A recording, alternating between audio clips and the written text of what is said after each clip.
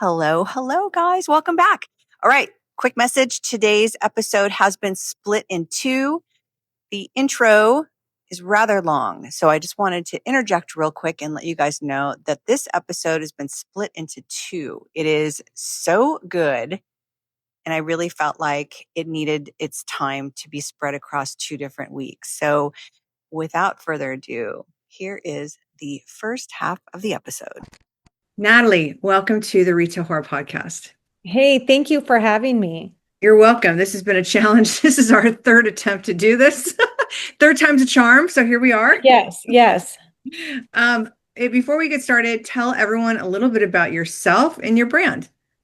Yeah, my name is Natalie Kracht, like you said, and I have a coffee shop that evolved into a boutique that was overflowing and busting at the seams. So I opened a second boutique or a boutique down the street. And I have closed both places, and then I have a little online business on the side that I do some other stuff with. And so I've been in business since 2018. I have like thrown a lot of things at the wall that some stuck, some didn't. I pivoted along the way. I had an initial dream that didn't involve the boutique, but was always in the back of my head. I think it was one of those things I didn't think I could do, and just kind of evolved into a pretty good boutique business right now. So that's been fun. So what did you do? Because it's always mind-blowing to me when people open up a restaurant or, food service or something, and then it rolls into retail. What did you do prior to this? That's a really good question. So I was in basically in sales and marketing, but my longest stint was in the healthcare field. And what I did was I sold services to businesses to take care of their employees. So nurses on site and so forth. But I was in sales and marketing. I also did pharmaceutical sales and veterinary sales in between a few of my hospital stints. And then lastly, I was in administration for the hospital, got my master's degree, Wow. finished my master's degree in healthcare administration, and was completely burnt out and just wasn't feeling like I had passion for what I was doing anymore. So, just really one of those times when you're like, something needs to change. I know I have something more I can give, something more I could do. I didn't know exactly what that was, but I thought, you know what? The town I'm living in needs a coffee shop. I'm going to start that. And then I'll go back into the quote unquote real world of the corporate world when I feel I can get back there and get it all going. Well, 7.5 years later, I'm still here.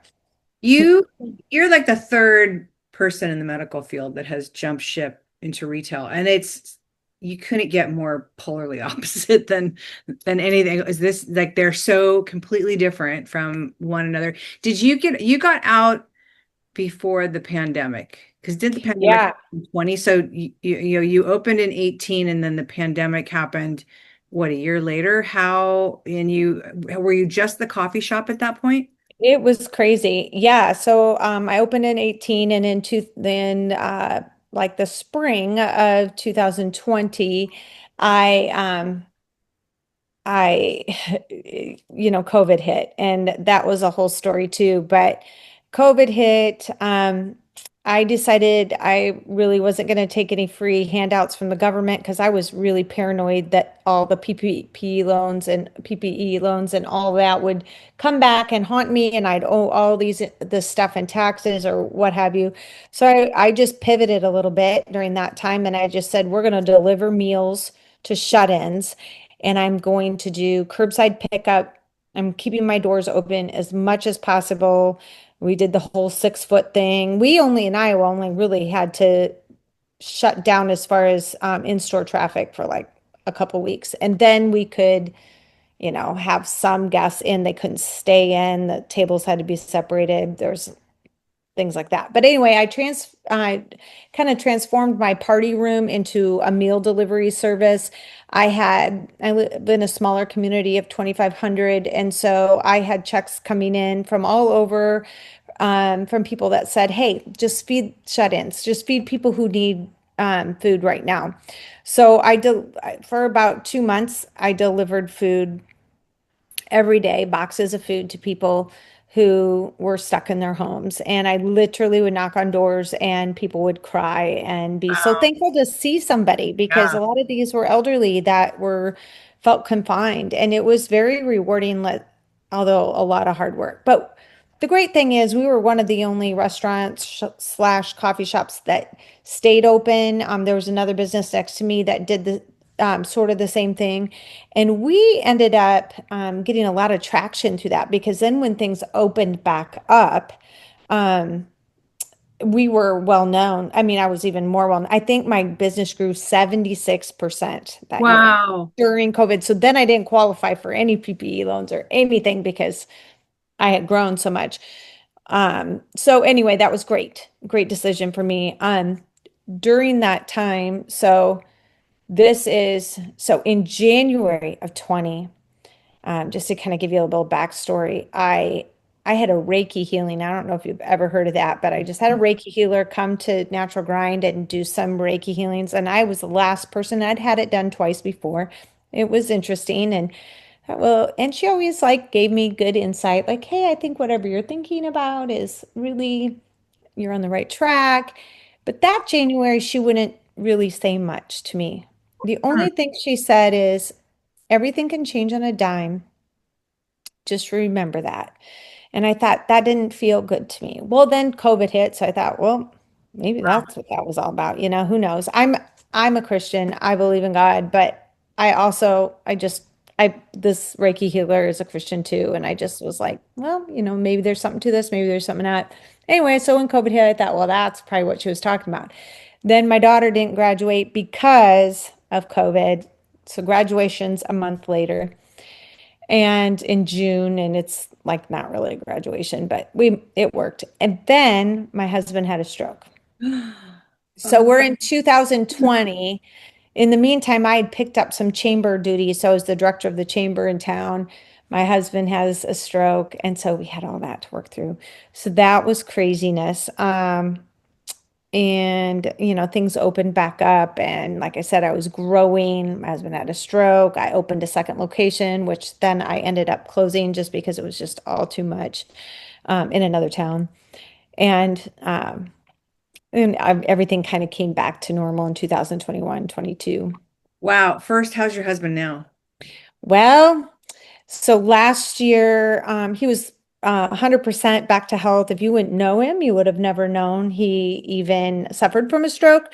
Um, I kind of knew because some of his mannerisms were different, and he had to learn to read, write, talk, walk again, and he did. He went back to work, and then he got a cold in September of 2024.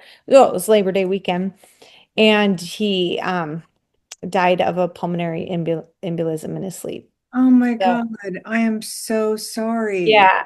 So that was a little over a year ago. Wow. So it has been a constant, like something's been, you know, thrown at me during this whole thing. But I'm in a small community, and people love our main street. We have a very vibrant main street. They want to see us succeed.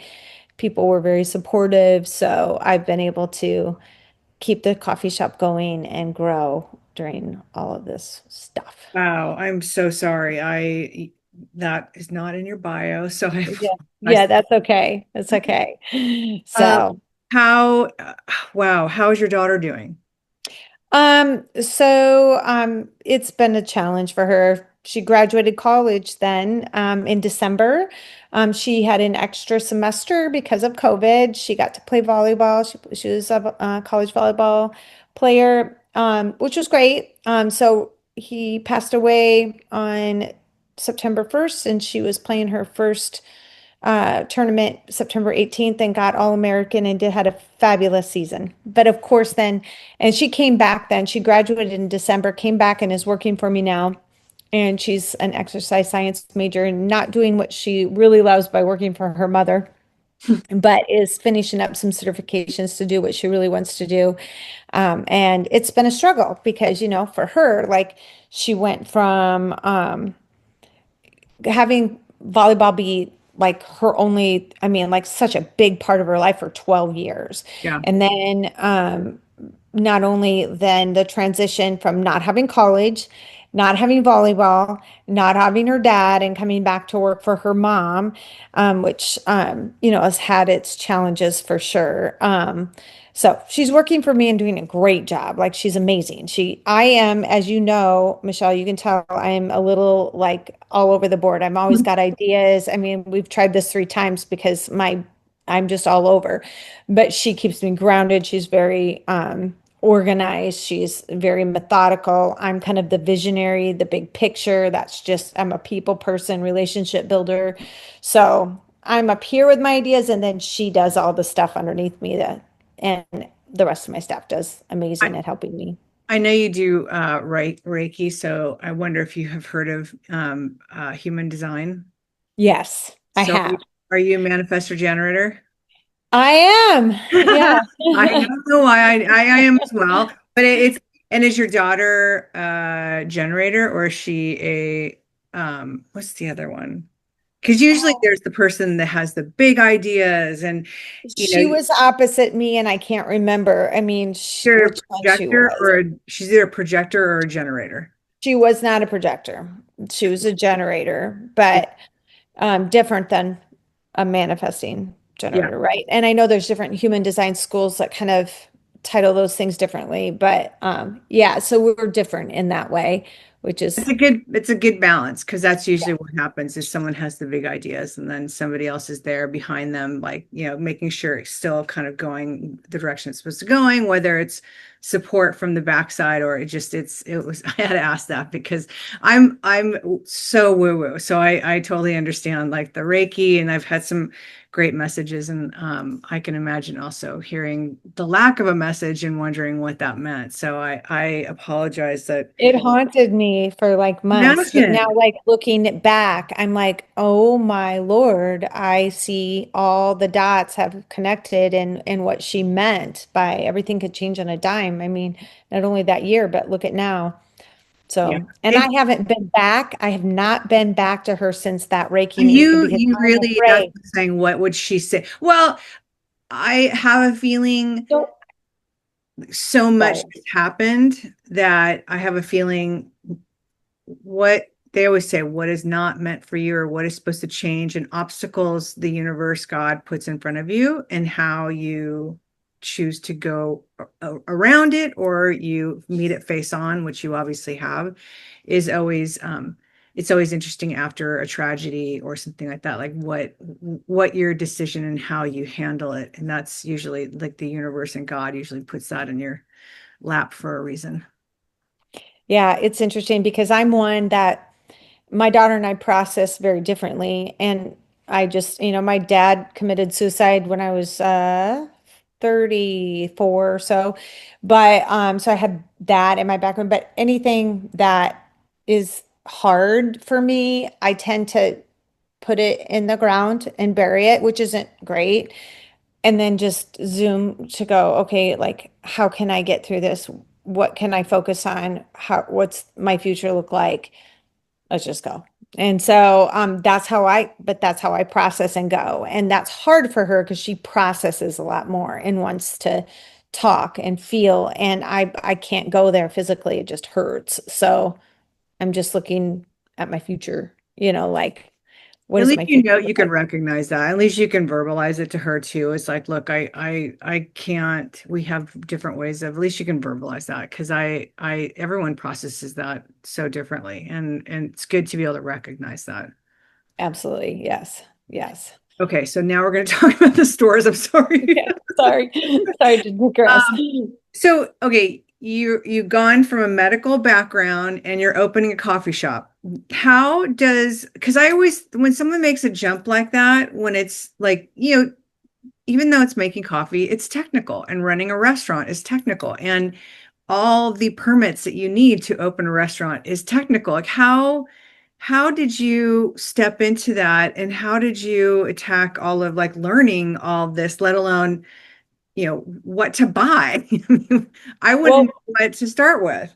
first of all, remember, like I'm this huge visionary and I don't look at the details. So, and I was a little naive. I was like, this can't be that hard, right? Same sauce. Um, and I didn't learn any of it in my master's program or any, I don't even know if any schooling helped me do what I'm doing today, maybe a little bit, some parts, but I can say some of my, for sure, my experience in the corporate world did come into play, but mostly, I mean, I had to learn everything. And if somebody would have given me a book and said, this is what you're going to need to know in order to run a business, not, let alone a coffee shop, I might have backed out going, oh my goodness, this is a lot more than what I thought. But fortunately, I just jumped in.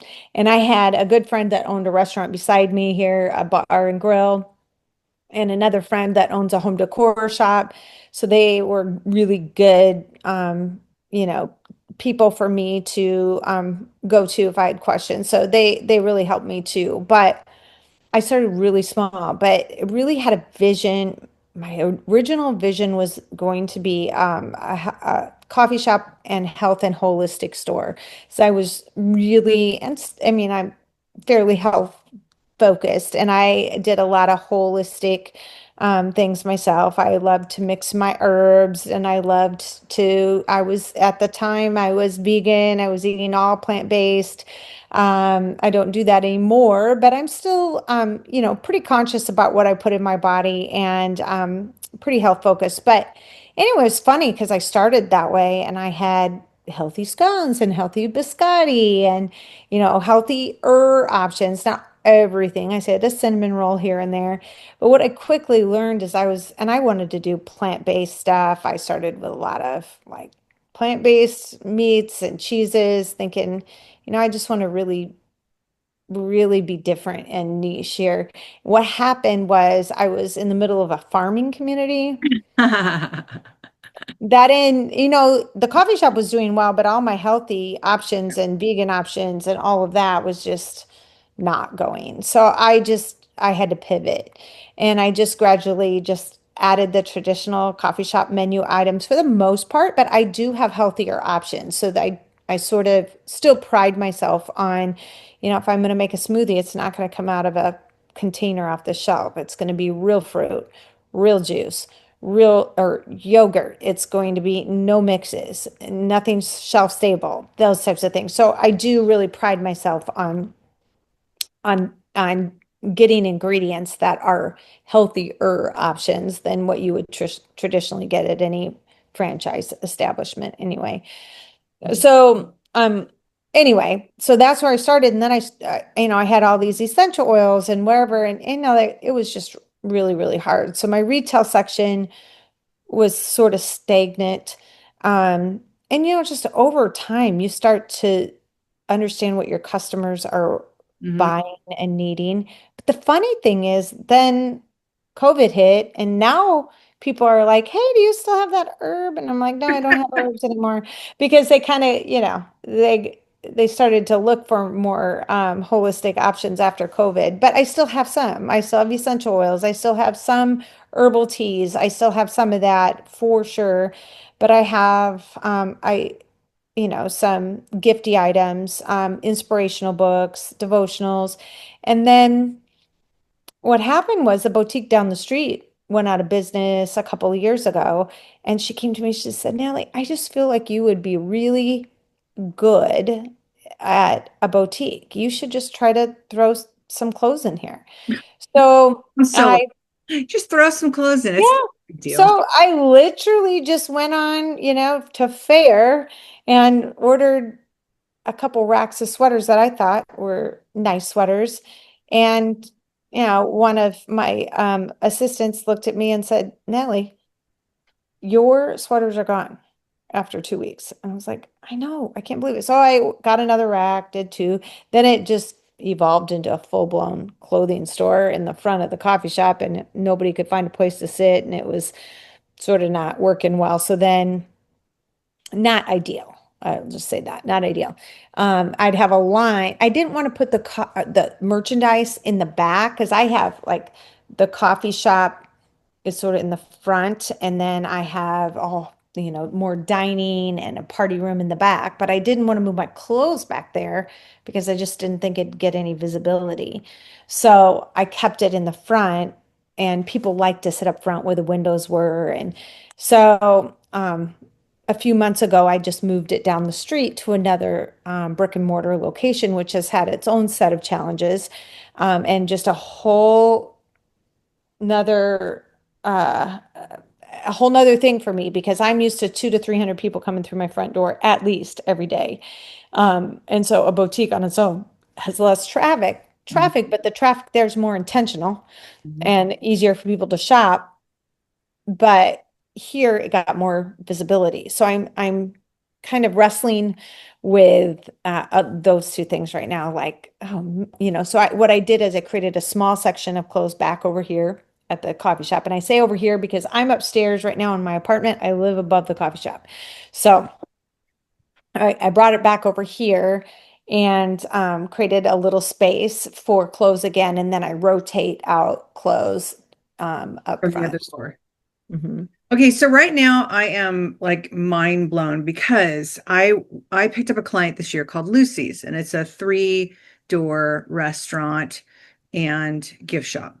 And the original Lucy's was called Lucy's Healthy Marketplace. And the owner, Lucia, had gone through breast cancer and treatment. And they opened it around the time I think when she was in remission. And it was all healthy things that, first, if you want to live that lifestyle and blah, blah, based on what she had gone through. And then they expanded, and now they have three spaces. And it is, the gifts are all intertwined in the store. And it is starting to get super hairy because it is so busy in these markets because Lucy's is breakfast and lunch, and then they have a restaurant, another restaurant, and a bar that are across it feels like Waco's Magnolia. Like, there's Yep. big center, big thing in the center where kids can run and play in the splash pad in the summer, and at nighttime they have a dinner restaurant with a bar, and they have another bar.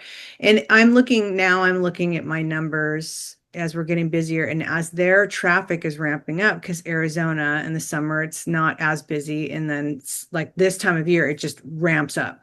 And I'm watching the numbers on one of the stores that's so crowded. And I know exactly what's happening is that, people are trying to shop because you get in line, you order your food, and you come out of the line, and now you're kind of standing in the gift store. And whether you choose to go on and find your seat or you're waiting for your to go, you're just going to kind of stand in a holding pattern, which also happens to be right where the food runners are going and right where the bus boys are going. And I know exactly what's happening. Like, people are, even if they wanted to start shopping, people start walking by them, brushing them, and they're just like, forget it. I can't deal with this. And they just abort the sale altogether. And so I'm sitting here in the same boat you are.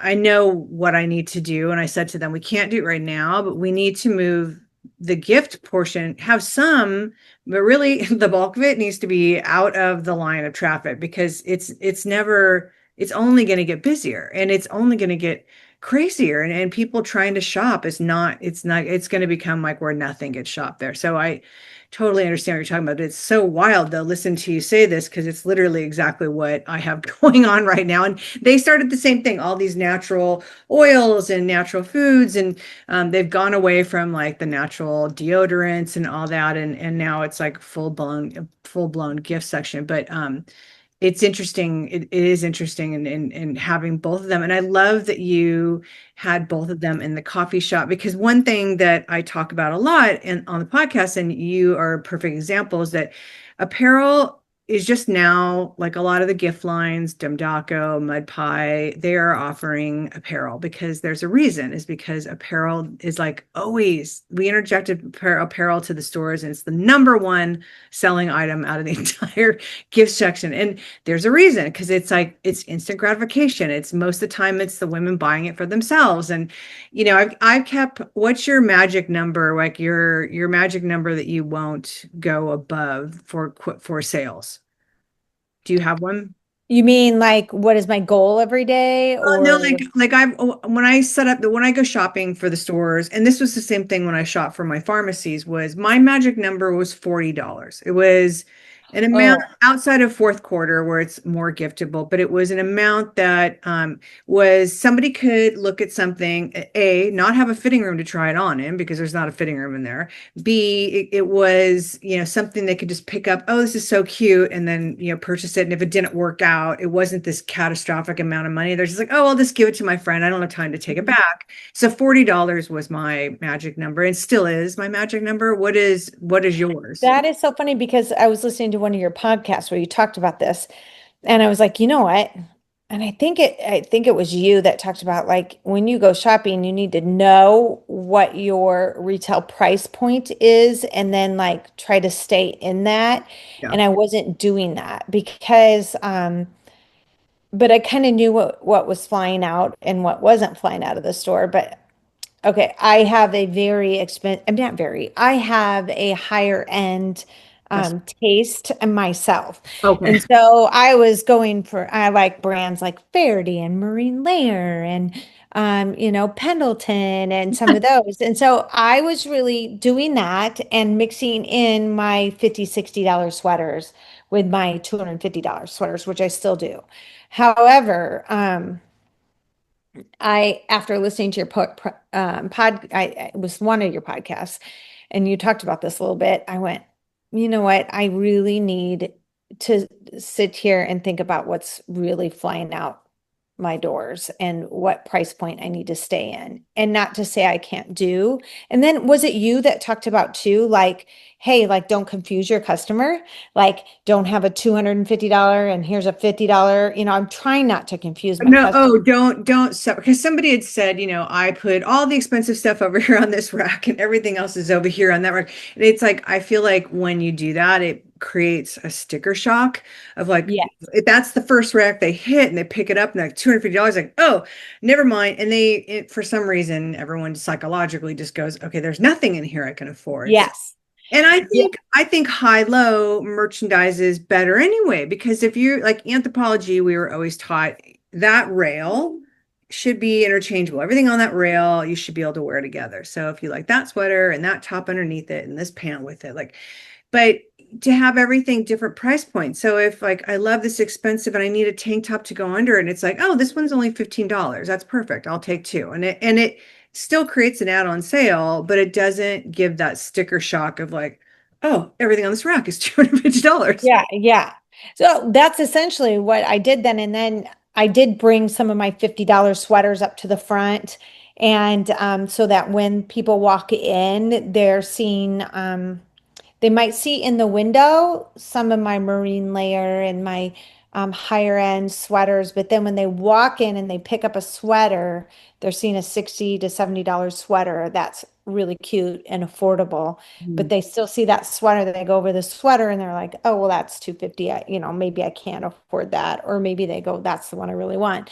So I really did change it, but I really did start to look at that a little bit more and went, okay, I need to have less of the higher end things, although I still want it in the store, and more for my market here of the set. I mean, most like $70 sweaters is kind of where I stay. I'm talking sweaters because I'm talking winter right now, but my pants are 100, $120. So I try to stay maybe even 80. I've got a lot of jeans at $80 that go really well. So stay in that price point. So I'm not low end by any means. I'm not high end by any means. I'm kind of midpoint, but I kind of know now when I buy sweaters that I can mark at $70, they're not gonna God and I. last very long. Yeah. Yeah. And I found out people are done shopping for winter pretty much already. Right. And I mean, this is only my second or third season in clothes. And every season I get to October and I go, oh my gosh, I'm not going to have enough to last me through December. And I think now I finally got it after this year because I went and reordered so much winter. And I have a ton of sweaters, and people come in and go, oh, yeah, I already got most of my sweaters in winter and coats. My coats, I was like Burlington Coat Factory back in September when it was 90 degrees here. I was like, wow, I am selling coats like crazy. I better get a lot of coats. So I ordered a ton of coats. They all came in like late October, November, and they trickled out. They're trickling out, but nothing like September. Did Crazy. you guys, well, have you guys not seen the real cold until like, because last year, I know when I was with Bert's and I was ordering a lot of cold weather stuff because in Newbury Park, California, it gets really cold. So I had ordered a lot and that winter, it never got cold, like cold. And they just sat and I was like, oh my God. And then the next winter, it was freezing. And some of the stuff we'd kept because some of the manufacturers still just run that same sweater over and over again. And then they sold right away. But we never, that one winter, we never hit a cold snap. And I wonder because like New York never usually has snow this early, and all of a sudden they have snow. So people are buying it when it stays cold or when it's that cold. But did you not have that cold of weather this season versus other seasons? It was hot all through September, part of October. Even, yeah, it was warm. We kept saying it's too warm for people to be thinking. I mean, I was for some reason selling lots of coats, and because I had moved to this boutique, which is absolutely a gorgeous building, and everybody was anxious because what happened was, um, my friend who owns the home decor store at the other end of the block, she sells higher end baby and children's clothing in her home decor store. And then I was selling adult clothing, men's and women's over at Natural Grind, the coffee shop. So we merged in the middle of the block into a building she owned that has exposed brick and great ceilings like I do here, Wow. and just Wow. like amazing. And so we merged, and it's a beautiful space. So everybody was so anxious to see it and came in and really supported, and it was great. So I think I jumped the gun and reordered thinking that volume was going to continue. But yeah, so then after that initial month of everybody coming in and buying, then it was still hot, and it just like it kind of tanked for a little bit. Now it's unseasonable. It's like ridiculously cold. Like it was -20 this Oh weekend, my and God. I know it was terrible with wind chill. I think it was like -20. And so it was ridiculous. So then I noticed, okay, then my some of my sweater and my coat sales, and of course Christmas, it was picking up again. Yeah. Okay, so there's so many things I wanted to ask you about 20 minutes ago. Now I'm trying to remember. So with okay, now okay, take me back to when you took over this other space. The space that you and your friend merged with. Did you move out of that other space and then move into this one, or do you still have that second location? And is the merge a third store? Oh, sorry. I only have two. I just have the merge store and then Natural Grind. So when I just didn't, I failed to say that at the beginning that when I moved to the boutique, it was a shared boutique. Okay, So yeah. So and then I just thought of that. I never told her about that. So yeah, so it's in the middle of the block. I sit on one end of the block, she sits on the other end of the block, and then our merged boutique great. is in the middle in a beautiful space. Um, I just, like I said, the thing I struggle with is just not having the traffic flow there like I do The coffee at shop. Natural Grind. Yeah, where I like my friends would say I kind of miss the clothes here because I would come in the morning before work and wait for my coffee and see a new sweater you got, and I'd think, I need that sweater, and I'd buy it. And now I just don't have time to. And then the boutique doesn't open till 10 either. So Did you there take is everything a out of the little. coffee shop? What? Did you take all the apparel out of the coffee shop? I did it first and just kept sweatshirts over here because sweatshirts just like go like crazy Yeah. here. And then in about a month ago, I started bringing back. So I have a table of sweaters and a little rack of sweaters that I brought back over here. That's So smart. yeah, and it's going good. I mean, I just looked at the table on the rack. I'm like, oh, I'm gonna have to bring some more things back over here. So Um, yeah. because again, like a lot of you came out of a completely different field than most of us that have been in retail all of our lives. Like, and you just jumped in and now you have two locations. How did you learn I mean, have you gone to the shows? Are you doing all this on Fair? I mean, how did you learn how to buy when you've never been a buyer? I just figured it out, just to be honest with you. I mean, I don't think I have figured it all out yet. I just jumped in. I I contacted companies that I like and went to the bottom of their webpage and what contact us, wrote a little thing about who I was and what I was doing. And first was Fair, though, for sure, Fair. And then little by little, I got Seven Diamonds, I got Marine Layer, I got Z I Supplies mean, here. because Z Supply and Marine Layer are not easy brands to get. So, all I can think about, Yep. because I know with Burt's Pharmacy, which we had 5 doors, I had to do a considerable amount of like dancing to get some brands because we did a Yeah. lot of cash and carry, which they could care less who they sell to be honest. But because LA has the biggest cash and carry district there is. But then I, being out of Fred Siegel, really wanted better lines. So we started doing magic and started doing the shows. And some of the brands, I literally had to do a song and dance in order for them to think about coming into a pharmacy. And some of them were still like, yeah, we prefer to be in whatever brick and mortars. And it's like, okay, you're missing out. And a coffee shop is like just as random as putting apparel on a. I know. Yeah, people, it was crazy. I got denied from some. Recontacted Z Supply a couple of times because I was like, this is my market. This is Z Supplies. Actually, I should have mentioned that before because that's one of my better, like just flies out the door, most of that stuff. It's kind of higher mid. I wouldn't say mid, but I wouldn't say high for my store. It's kind of that higher midpoint range and it's cute stuff.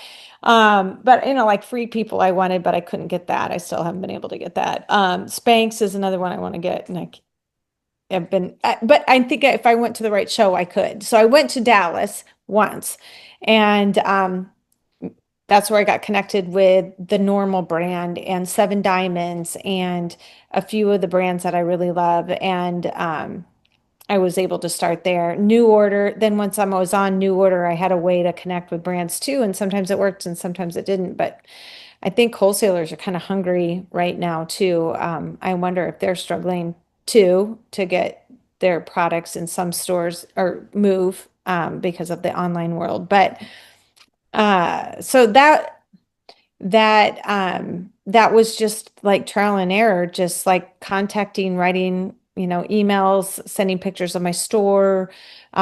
The really great thing was that I have a gap. This is all happenstance. So when I started the coffee shop, I put a little booth outside and sold smoothies during a festival. And a gal from town who I knew fairly well, she was a friend of a friend. I knew she was a doctor's wife, didn't need a whole lot of hours.